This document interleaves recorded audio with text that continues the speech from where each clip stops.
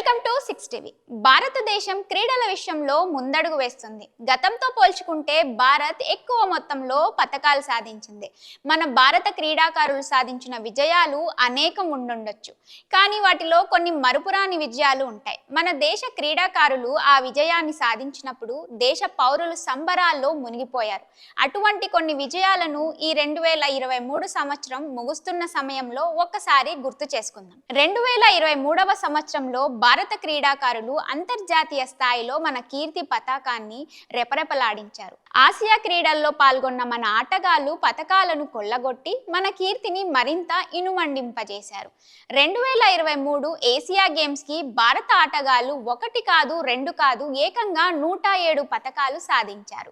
ఈ ఆసియా క్రీడలు ప్రతి 4 సంవత్సరాలకు ఒకసారి నిర్వహిస్తారు.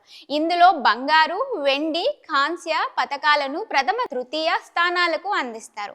ఏ ఆసియా క్రీడలలో ఆసియా ఖండంలోని దేశాలకు చెందిన క్రీడాకారులు పాల్గొంటారు.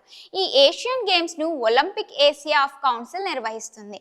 భారత క్రీడాకారులు ఆసియా క్రీడల్లో సాధించిన 107 పతకాలలో 28 బంగారు పతకాలు, 38 వెండి పతకాలు, 41 కాంస్య పతకాలు ఉన్నాయి. భారత క్రీడాకారులు 2023 ఆసియా క్రీడల్లో సాధించిన 107 పతకాలలో 28 బంగారు పతకాలు, 38 వెండి పతకాలు, 41 కాంస్య పతకాలు ఉన్నాయి. భారతదేశం గత ఒలింపిక్స్ లో 70 పతకాలు గెలుచుకుంది. అయితే 2023లో మెరుగైన ఆట తీరుతో మన క్రీడాకారులు పతకాల పంట పండించారు. మొత్తానికి ఈ ప్రతిష్టాత్మకమైన ఈ ఆసియా క్రీడలలో భారత్ ను 4వ స్థానంలో నిలబెట్టారు. ప్రపంచవ్యాప్తంగా క్రికెట్ ఎంతటి ఆదరాభిమానాలు ఉన్నాయో తెలియదు, కానీ భారతదేశంలో మాత్రం క్రికెట్ అంటే యువతకు వీరాభిమానం. కాస్తంత ఖాళీగా జాగా ఉంటే చాలు బ్యాట్ పట్టుకొని యువకులు క్రికెట్ ఆడేస్తుంటారు. చుట్టుపక్కల వారు ఎంత మొత్తుకున్నా అసలు పట్టించుకోకుండా తమ లోకంలో తాముంటారు. ఇది ఇండియాలో క్రికెట్ కి ఉన్న క్రేజ్. ఈ మధ్య కాలంలో పిల్లలు పబ్జీ లాంటి మొబైల్ గేమ్స్ లో పడి కాస్త ఆటలు తగ్గించినా క్రికెట్ చూసేందుకు మాత్రం అమితాశక్తి కనబరుస్తున్నారు. సాధారణ క్రికెట్ మ్యాచ్కే ఒక రేంజ్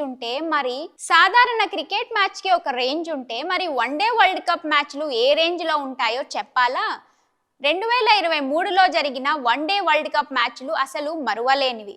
భారత క్రికెటర్లు ఫైనల్ మ్యాచ్ వరకు కూడా వీర విహారం చేశారు. కానీ ఫైనల్ మ్యాచ్లో మాత్రం కాస్త తడబడడంతో ఇండియా క్రికెట్ టీంను ఓటమి పలకరించింది. ఆస్ట్రేలియా జట్టు మాత్రం వరల్డ్ కప్ను తన్నుకుపోయింది. అయితే ఆ సమయంలో జరిగిన ఒక సంఘటన మరుపురానిదిగా నిలిచిపోయింది. ఈ మ్యాచ్ చూసేందుకు మైదానానికి వచ్చిన పీఎం మోదీ ఆట ఆశాంతం తిలకరించారు. భారత్ ఓటమి పాలైంది. భారత ఆటగాళ్లు తీవ్ర నిరాశకు గురయ్యారు. కొందరైతే కన్నీరు పెట్టుకున్నారు. అయితే ఆ సమయంలో భారత ఆటగాళ్లను ఓదార్చేందుకు ప్రధాని నరేంద్ర మోదీ ఏకంగా ఆటగాళ్ల డ్రెస్సింగ్ రూమ్ లోకి వెళ్లారు. గెలుపు ఓటములు సహజమని, ఓటమి పలకరించింది అని కుంగిపోకూడదు అని, భవిష్యత్తు కోసం మరింత బలంగా సన్నద్ధం కావాలని ఉత్తేజపరిచారు. సచిన్ టెండూల్కర్ క్రికెట్ ప్లేయర్స్ లో చాలా మంది ఆయన్ను ప్రేరణగా తీసుకున్నామని, క్రికెట్ లోకి అడుగులు వేయడానికి సచిన్ ఆట తీరే తమపై ప్రభావం చూపిందని చెబుతుంటారు.